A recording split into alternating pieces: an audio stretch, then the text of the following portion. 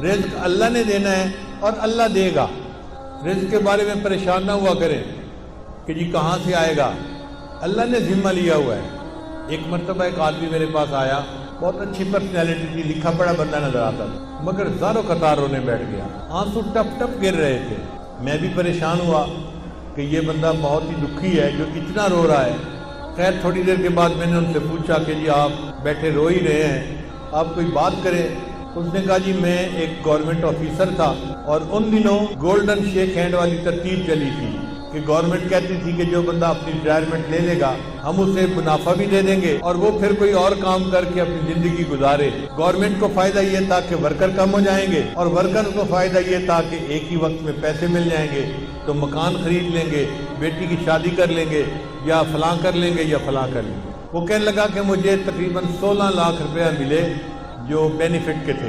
میں نے اور بیوی نے مشورہ کیا کہ ہم اس کو رکھ دیتے ہیں اور اپنے گزارے کے لیے میں کہیں پہ جاب کر لیتا ہوں چھوٹی موٹی, اور روٹی ہم کھا ہی لیں گے اور یہ پیسے بچوں کی تعلیم اور ان کی شادیوں کے کام آئیں گے. کہنے لگا کہ میرا ایک دوست تھا, میں نے کئی باتوں میں اس کو بھی بتا بیٹھا کہ مجھے گورنمنٹ سے 16 لاکھ ملے ہیں اور میں نے رکھ دیے ہیں. اب وہ بندہ میرے پیچھے پڑ گیا کہ ایک کاروبار ہے اور بڑا نفع ہے اس میں, بڑا فائدہ ہے اس میں, بڑا فائدہ ہے, اور اگر تم پیسہ لگاؤ تو محنت میں کروں گا اور تمہیں گھر بیٹھے بٹھائے پیسے مل جائیں گے. کہتا ہے کہ مجھے ڈر تھا کہ نہیں, تو میں اس کو نہ کرتا رہا. بالآخر ایک دن میری بیوی نے پوچھا کہ کیا مسئلہ ہے, تم کسی گہری سوچ میں ڈوبے نظر آتے ہو, کیا پریشانی ہے؟ تو میں نے اسے بتا دیا کہ میرا ایک دوست ہے وہ مجھے کاروبار کے لیے کہہ رہا ہے. بیوی نے مشورہ دیا کہ آپ ایسا کریں کہ اس کو 16 لاکھ نہ دیں, اس کو 8 لاکھ دے دیں اور دیکھیں 8 لاکھ کا وہ آپ کو کیا فائدہ دیتا ہے, پتہ چل جائے گا 1 سال میں. تو اگر نقصان ہونا ہوا تو آدھے پیسوں میں ہوگا, پورے پیسوں میں تو نہیں ہوگا نا. کہتا ہے مجھے بات اچھی لگی اور میں نے 8 لاکھ روپے اس بندے کو دے دیا. اس بندے نے کہا تھا جی آپ کو ہر مہینے 25-30 ہزار مل جایا کرے گا. اب ہر مہینے کی پہلی تاریخ کو وہ ہمارے گھر آ کے کیش یا چیک کو دے دیتا. میں نے ایک چھوٹی موٹی جاب شروع کر لی اور ہمارا گزارا بہت اچھا ہو گیا. 25-30 ہزار ادھر سے آ جاتے تھے, باقی ادھر سے مل جاتے تھے اور ہم آرام کی زندگی گزارے. 1 سال پورا اسی طرح گزر گیا. تو میری بیوی نے کہا کہ یہ تو بڑا اچھا کاروبار ہے کہ جس میں اتنے پیسے دینے سے ہمیں ہر مہینے اتنے پیسے مل جاتے ہیں. سال گزرا تو میرے دوست نے کہنا شروع کر دیا کاروبار تو بہت اچھا ہے لیکن ہم نے پیسے تھوڑے لگائے ہیں, اگر اور زیادہ لگا دیں تو اور نفع ہو جائے گا.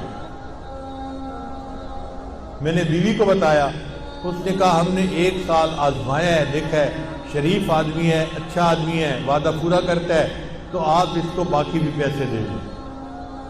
کہتے ہیں میں نے اس کو باقی 8 لاکھ بھی دے دیے. اب باقی 8 لاکھ دینے کی دیر تھی, اس نے تو نگاہیں بدل لی, فون میں بات کرنی چھوڑ دی. میں مصروف ہوں, ابھی کال نہیں لے سکتا, میں بعد میں کال کروں گا, میں یہ کروں گا, میں وہ کروں گا. اور جو ہر مہینے پیسے دیتا تھا وہ بھی اس نے ڈیلے کرنا شروع کر دیے. پہلی تاریخ کے پیسے 10 تاریخ کو دیے, پھر دوسرے مہینے اس نے 20 تاریخ کو پیسے دیے, اور تیسرے مہینے مہینہ ختم ہو گیا اور پیسے دیے ہی نہیں. اب میں نے اسے فون کیا, بھئی آپ ہر مہینے پیسے دیتے تھے تو ہمیں گھر میں خرچے میں تنگی ہو رہی ہے, آپ پیسے نہیں دیے اس مہینے. اور جی میں نے آپ سے بات کرنی ہے, میں 2 بندوں کو لا کے آپ سے بات کروں گا. اب بات اس نے کیا کی, اس نے کہا جی کہ مجھے تو کاروبار میں نقصان ہو گیا ہے اور 16 لاکھ کے 16 لاکھ ختم ہو گئے ہیں, تو میرے پاس تو پیسہ ہی نہیں آپ کو دینے کے لیے. اور جو بندے لے کے آیا تھا وہ بھی اسی کے سائڈ کے تھے, اسی طرح کے, وہ بھی مجھے سمجھانے لگے اور کہنے لگے کاروبار میں لاس بھی ہو جاتا ہے, پروفٹ بھی ہو جاتا ہے. اب آپ نے اگر 1 سال پروفٹ کھایا ہے تو لاس ہو گیا تو لاس کو بھی برداشت کر لو. کہنے لگا میں بڑا پریشان کہ میرے 16 لاکھ روپے ختم ہو گئے. کہتے ہیں اس سے میں مقدمہ تو کر نہیں سکتا تھا, نہ میں لڑ سکتا تھا, وہ لڑائی میں مقدمے میں مجھ سے زیادہ تیز تھا. لیکن مجھے گلٹ تھا اندر ایک میرے صدمہ تھا کہ یہ میرے بچوں کے لیے پیسے تھے, میں اس کو محفوظ رکھتا تو بچوں کی پڑھائی میں کام آتے, بچوں کی شادیوں میں کام آتے، میں نے بچوں کے پیسوں کو ضائع کر دیا، لہذا میں نے خود یہ غلطی کی۔ کہنے لگا کہ اب میرے اندر اتنا گلٹ ہے کہ بس ہر وقت آنسو بہتے رہتے ہیں اور مجھے سمجھ نہیں آتی کہ میں کیا کروں۔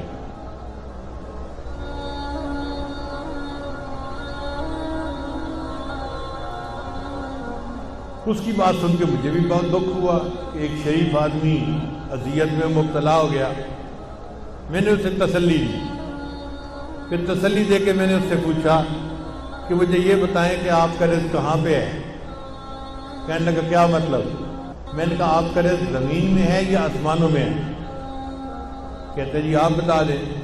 میں نے کہا اللہ تعالیٰ فرماتے ہیں وَفِي السَّمَاءِ رِزْقُكُمْ، اور تمہارا رزق آسمانوں میں ہے۔ تو جب ہمارا رزق آسمانوں میں ہے تو ہمارا رزق کوئی ہتھیار نہیں سکتا، کوئی چوری نہیں کر سکتا۔ جو ہمیں پہنچنا ہے وہ اللہ پہنچا کے رہے گا۔ اگر کسی نے پہنچانے میں بددیانتی کی تو اللہ دوسرے ڈاکیے کے ذریعے سے پہنچا دیں گے، کسی اور طریقے سے پہنچا دیں گے۔ اللہ اس پر قادر ہے کہ اس کو پہنچائے۔ اس کو تھوڑا تسلی ہو گئی۔ میں نے کہا کہ دیکھیں آپ کا رزق تھا، اگر کسی نے آپ سے بددیانتی سے لے لیا آپ فکر مت کرو، اللہ آپ کو آپ کا رزق دوبارہ دے دیں گے، آپ پریشان نہ ہو۔ اب اس کا جو رونا تھا وہ بند ہو گیا، ذرا تسلی ہو گئی۔ میں نے اسے بیٹھ کے کلمات بھی پڑھا دیے اور اس کو کہا کہ بس اپنے دل سے معاف کر دو اور یہ عہد کرو کہ یا اللہ اس نے میرے ساتھ بددیانتی کی، میں زندگی بھر کبھی کسی کے ساتھ بددیانتی نہیں کروں گا۔ اس نے یہ بھی وعدہ کر لیا۔ پھر میں نے کہا اچھا یہ بھی میرا وعدہ کرو کہ جب اللہ آپ کو آپ کی ضرورت سے زیادہ پیسہ دیں گے تو آپ زکوٰۃ پابندی سے ادا کریں گے۔ اس نے یہ بھی وعدہ کر لیا۔ لو جی میں نے دعائیں دے کے اس کو رخصت کیا۔ رخصت ہوتے ہوئے مجھ سے پوچھنے لگا حضرت اب میں کیا کروں؟ میں نے کہا کہ بھئی آپ کوئی ایسا کام شروع کریں جو پیسے کے بغیر ہوتا ہے، اللہ برکت دے دیں گے۔ تو ہنس پڑا، حضرت پیسے کے بغیر تو کام کوئی نہیں ہوتا۔ میں نے کہا سوچیں کوئی نہ کوئی کام ایسا نکل آئے گا، چاہے مزدوری کیوں نہ کرنی پڑے۔ لو جی وہ گیا اور اس نے گھر جا کے بیوی کو بتایا۔ اس کی بیوی کا غم بھی ختم ہو گیا کہ ہمیں ہمارا رزق اللہ دے دے گی۔ پھر بیوی نے اس کو مشورہ دیا، ہم دیہات میں رہتے ہیں اور یہاں جو کسان ہوتے ہیں نا یہ کھاد خریدتے ہیں شہر سے، اور ان پڑھ ہونے کی وجہ سے ان کو پتہ ہی نہیں چلتا کہ یہ کھاد کون سی ہے اور کون سی نہیں ہے۔ تو آپ اگر شہر کی کسی کمپنی سے کھاد کی بوریاں کریڈٹ پہ لے کر آئیں اور ان دیہاتیوں کو یہاں بیچ دیں پروفٹ رکھ کے، تو پھر پیسے آپ واپس کر دینا اور کچھ آپ کو نفع مل جائے گا۔ لو جی یہ بندہ کھاد کی کمپنی کے پاس گیا ملتان میں، ان سے بات کی کہ مجھے جی آپ 10 بوریاں دے دیں کریڈٹ پہ، میں آپ کو پیسے مہینے کے اندر واپس کر دوں گا۔ وہ کہے جی ہم تو آپ کو نہیں جانتے، ہم آپ کو کیسے دے دیں؟ یہ کہے جی میرے کاغذات دیکھو، میں اتنا آفیسر تھا گورنمنٹ کے اندر، یہ بھی مجھے جانتا ہے، یہ بھی جانتا ہے، یہ بھی جانتا ہے۔ وہ کہیں کہ بھئی ہمیں تو شکل صورت سے بھی نظر آتا ہے کہ تم آفیسر رینک کے پڑھے لکھے بندے ہو، لیکن ہم بغیر پیسے کے کیسے اپنا مال دے دیں؟ ہم نہیں دے سکتے۔ اب یہ بیچارہ روز جائے اور روز ان کی منت سماجت کرے کہ آپ لوگ میرا کام شروع کروا دیں۔ جو مینیجر تھا نا وہاں کا وہ ذرا رحم دل بندہ تھا، اس کو رحم آ گیا۔ ایک دن وہ کہنے لگا دفتر والوں کو کہ بھائی اس کو 10 بوری کریڈٹ دے دو اور گارنٹی میری ڈال دو، اگر اس نے پیسے نہ بھی دیے تو 10 بوری کے پیسے میں ادا کر دوں گا کہ چلو مجھ سے غلطی ہوئی، لیکن اب اس بندے کو 10 بوری دے دو۔ اس بندے کو 10 بوری مل گئی، یہ لے آیا، اس نے آ کے کسانوں کو بیچی، ہر بوری پہ 50-50 روپیہ اس نے نفع رکھ لیا، تو 10 بوری کا اس کو اچھا بھلا فائدہ ہو گیا۔ چنانچہ پھر یہ 10 کی جگہ 20 بوری لینے لگ گیا، پھر 30 بوری لینے لگ گیا، پھر 50 بوری کرتے کرتے ایک وقت آیا کہ کمپنی والوں نے کہا جی ہم آپ کو پورا ٹرک کریڈٹ پہ دے دیتے ہیں۔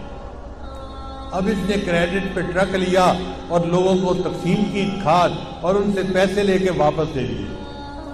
پھر 1 ٹرک سے 2 ٹرک اور 3 ٹرک اور ٹرکوں میں کام شروع ہو گیا۔ اللہ کی شان دیکھیں، کوئی 6-7 سال کا عرصہ گزرا ہوگا، یہ بندہ ایک دن میرے پاس واپس آیا، مجھے کہتے ہیں الحمدللہ حضرت آج میں 16 کروڑ کی پراپرٹی کا مالک ہوں۔ 16 لاکھ اس کے ضائع ہوئے تھے، اللہ پہ توکل کی، اللہ نے برکت رزق میں ایسی دی کہ 16 کروڑ کی پراپرٹی کا وہ مالک بنے۔ تو ہم کیوں اس معاملے میں شک میں پڑیں یا اپنے دل میں حرام لگائیں؟ دل میں تسلی رکھیں، اللہ نے جو ہمیں دیا ہے وہ اللہ نے ہمیں پہنچا کے رہنا ہے۔ جب اللہ نے پہنچا کے رہنا ہے تو ہم حرام کی طرف کیوں ہاتھ بڑھائیں؟ اس لیے جو چیز شک میں ڈالے اس کو چھوڑ کے اس طرف آ جاؤ جو چیز شک میں نہیں ڈالتی۔ اللہ تعالی ہمیں ایسے صاف پاک معاملات کرنے کی توفیق عطا فرمائے۔